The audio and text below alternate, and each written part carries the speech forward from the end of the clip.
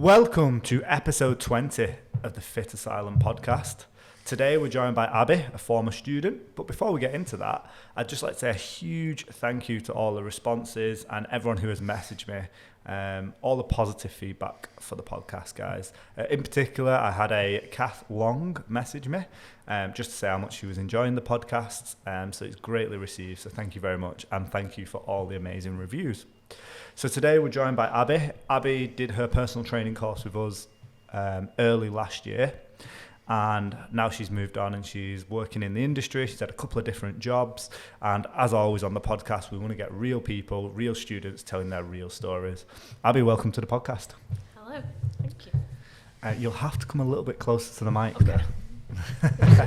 There you go. It should be a little bit better. So what was your first interaction within the fitness industry? So I kind of really struggled with kind of fitness and getting into any of it, and then I found small group personal training, and I thought that that would be a way to kind of maybe overcome some of the anxiety around going in a gym and it being an unfamiliar environment. So I signed up for a small group personal training gym where I actually trained there for 2 years, two and a bit, and that was how I really got into everything. Because I couldn't step foot in a gym, to be quite frank. It was too much of a daunting experience for me. Awesome. So give us a little bit of a timeline about that. So like, when did it start? What year are we talking? So it would have been, it was around summer, August probably 2020, I want to say. So only 3 years ago really. I think maybe June, July, earlier summer. And kind of like moved out by myself, realised how bad my health was and how kind of overweight I'd gotten, and it kind of scared me a little bit. I was only 21, 22 years old and I couldn't really do much. So I inquired, and then within a couple of weeks they were like, yeah, we've got a space, you can come in. Thought about putting it off like I will have done a million times, but realised that I think this was the time I had to kind of just push past it and bite the bullet and go. And then trained there for a little while and actually became interested in PT within probably about six to 8 months. And then started looking at that then, but didn't end up kind of finishing it and going ahead with it then until coming to Fitasylum about a year later. So did you do a course with someone else previously and it didn't go very well? Yeah, I started one, and it was just kind of very much, just kind of left you to it. There was not really much interaction there, and I'm someone who kind of needs a little bit of a reminder, a little bit of like pushing, someone kind of helping me along the way a little bit, especially when you're working full time, you've got other things if it's not kind of top of your list at that point, which I don't think it was. I probably wasn't ready to start it yet, I think. Well, I remember you telling me when you came on our course, you were at university. Yeah. You were at your full-time job. You just bought your own house. So you had a lot going on in your life. So then how did you find Fitasylum? Complete contrast, like the opposite. Like from day one, there was someone always kind of there. Like you were constantly checking in, making sure I was on top of things, not falling too far behind, because I know at times I could do, because I also worked another job on weekends, so didn't even really have my weekends. And then I was training a hell of a lot because I'd really gotten into it by then, and I'd kind of properly got into actually this is where I want to be with my training and started working on it. But yeah, the support was second to none. I couldn't fault it, to be honest. So you did an online course, but then you came in and did all your practicals with us, and you did a lot of practical in-person learning, because we found out that that's probably better for you. Yeah. Because as you were doing the course, you kind of like got diagnosed with ADHD.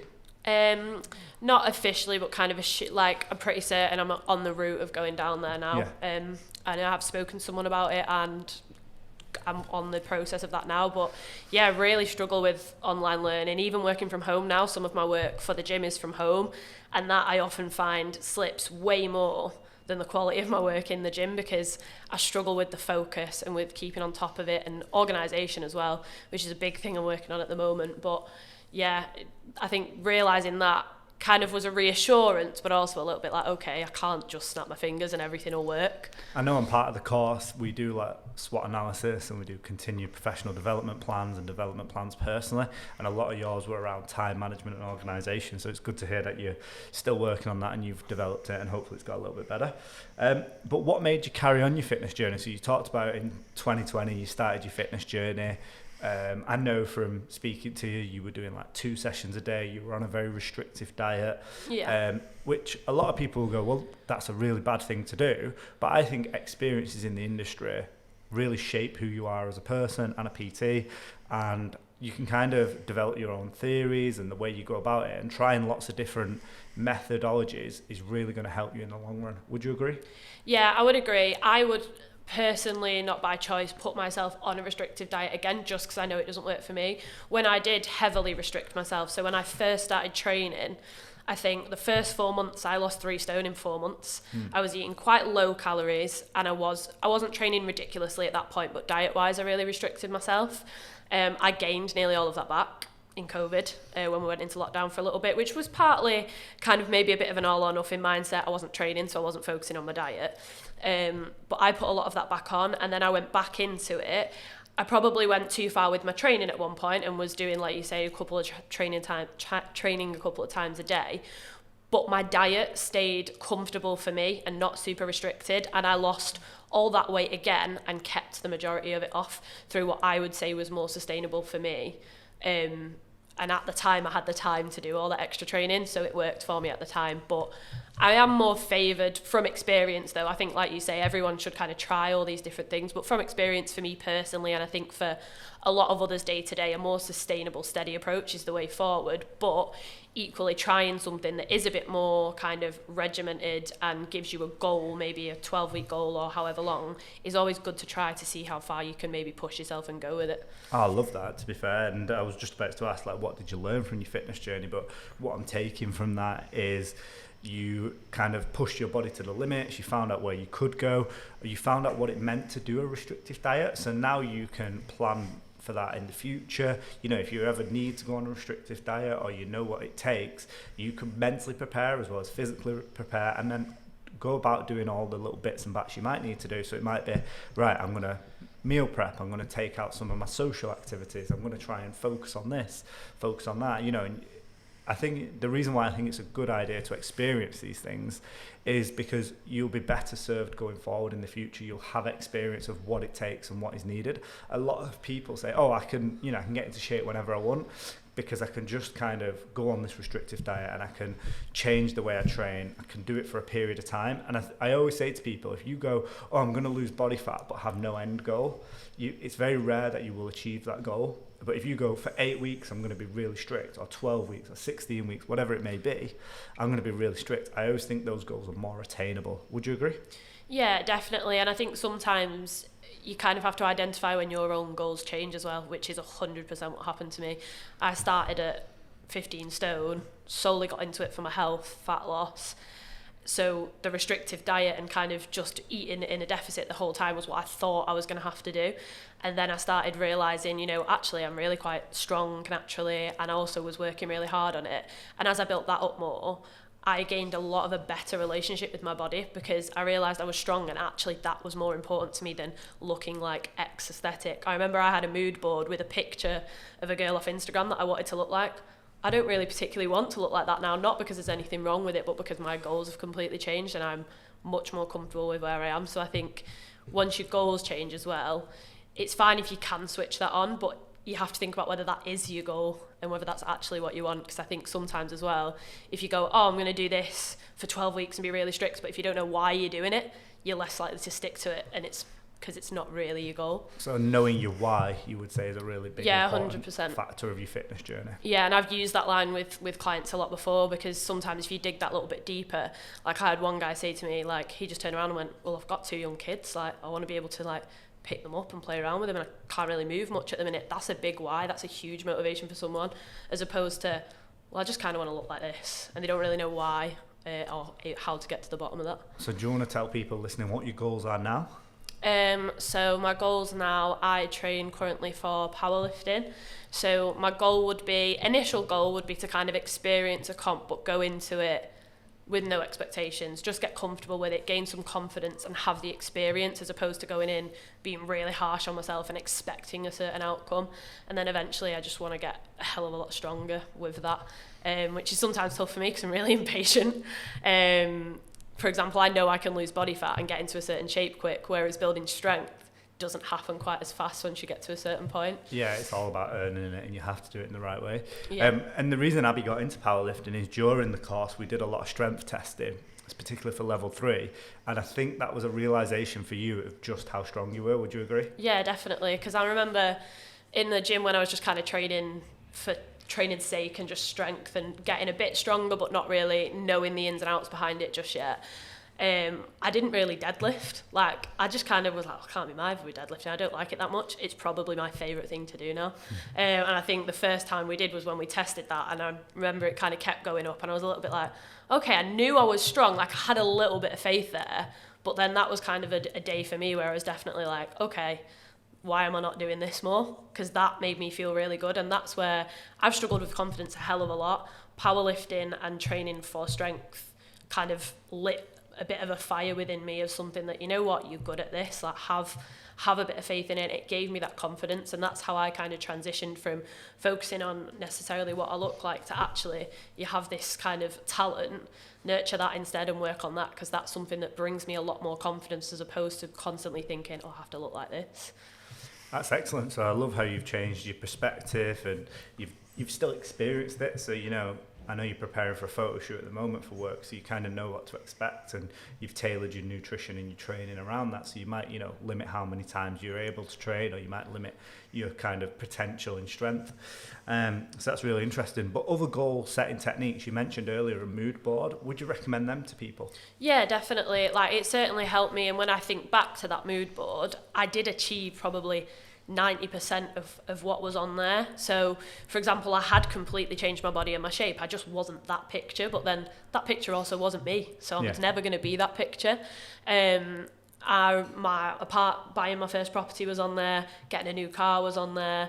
It was actually completing my surveying degree that was on there, but in the end I completed my PT course qualification, so that I saw as the degree for me, because I completely changed industry partway through the year of having made that mood board. So all of those things kind of came to light. There was little bits about kind of my mum being happy on there, and kind of those things happened, and felt like a little bit of a manifestation for me, but I did still work for it. I didn't just sit at it at the start of the year, look at it and hope it happened. So it's a combination of the mood board, the manifesting, and then taking actual actions to do it. Yeah, definitely. But a visual certainly helps me, like, especially with not necessarily always being 100% organised. It's like I have a massive calendar on my wall that's full of coloured stickers. I'm far better if I have a visual image of something, rather than just kind of sitting and going, this is what I want, typing it out on a phone, writing it down even where it's not out. I like something that maybe I walk past it every day. And a constant reminder. So tell us a little bit about this calendar that has helped you quite a lot.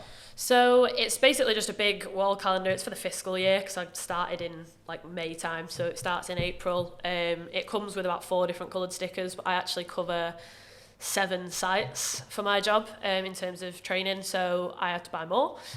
So I have a different coloured sticker assigned to every gym. I also have like a second job on the weekends, which I have a sticker assigned for that as well.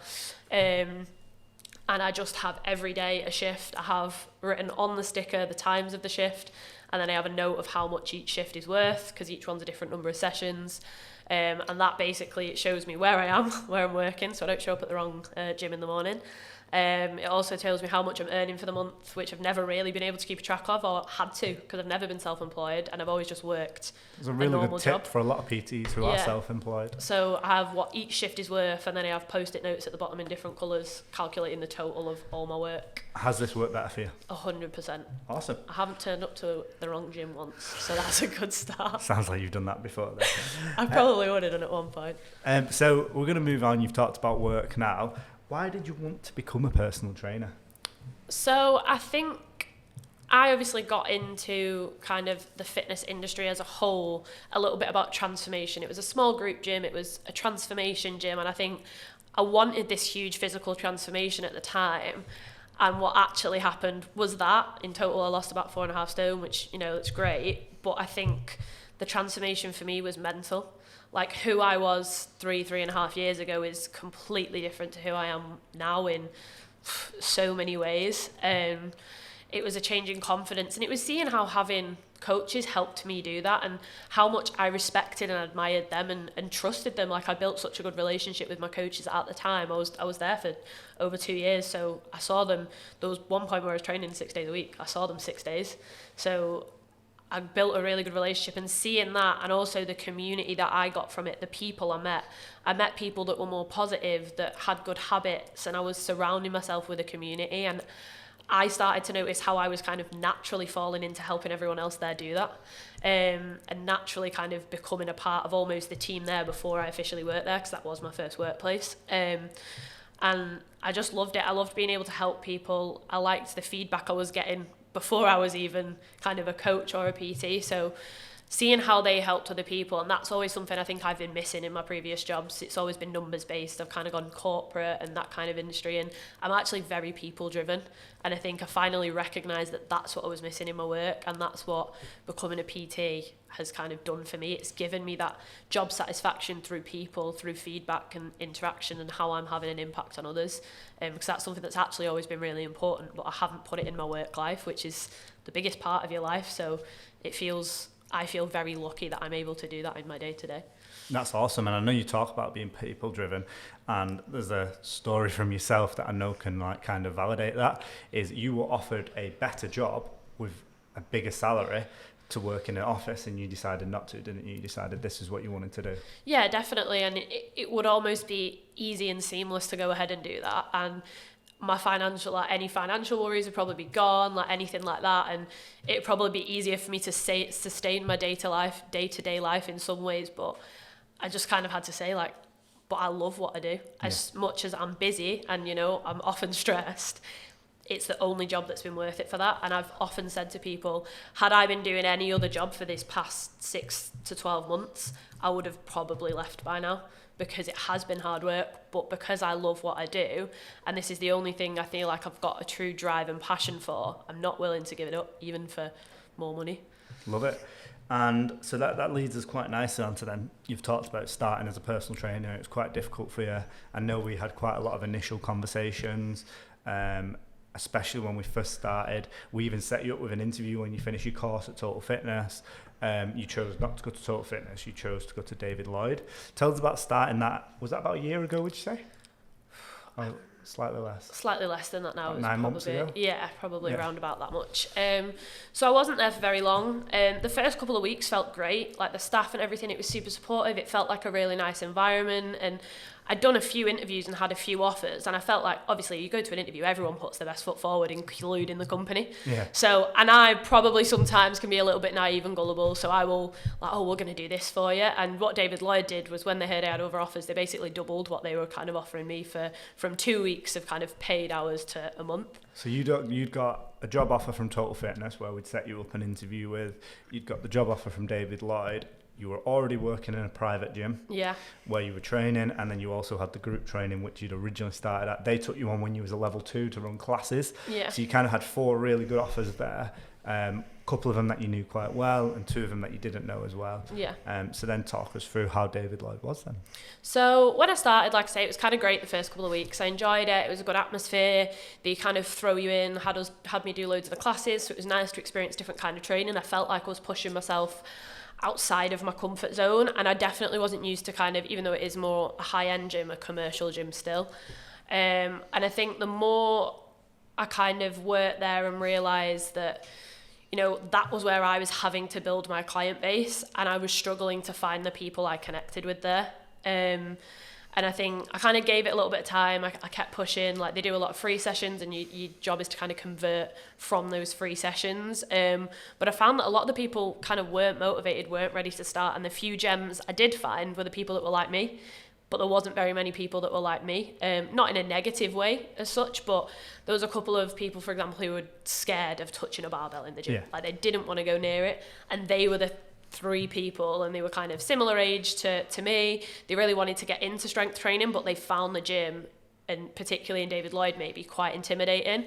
And then I was getting those little bits of job satisfaction there, where they were turning around to me and going, oh, I went in and I did the barbell bench press on my own, like, and messaging me that, and I was getting that little bit of job satisfaction, but then it was happening very rarely. And the business was building slowly, but it wasn't as quick as I maybe needed at that time. And as they'd promised. Yeah, and as they'd kind of said it would. And I found that maybe some of the things they'd said and pushed weren't as good as it thought. And I can't fault the team at the particular site I worked at. They were excellent. And when I left, they tried to keep me by offering me other roles in the gym and things like that. So they were great. But in terms of, for me, it wasn't the right environment, the right kind of client base. And I don't think maybe I'm a commercial gym PT. Would it be fair to say it didn't fit your unique selling points that you wanted to offer? Awesome. Definitely. And then obviously you moved on from there and you went and worked for the company you're currently working for, is that correct? Yes. And this was not one of the original job offers, was it? No.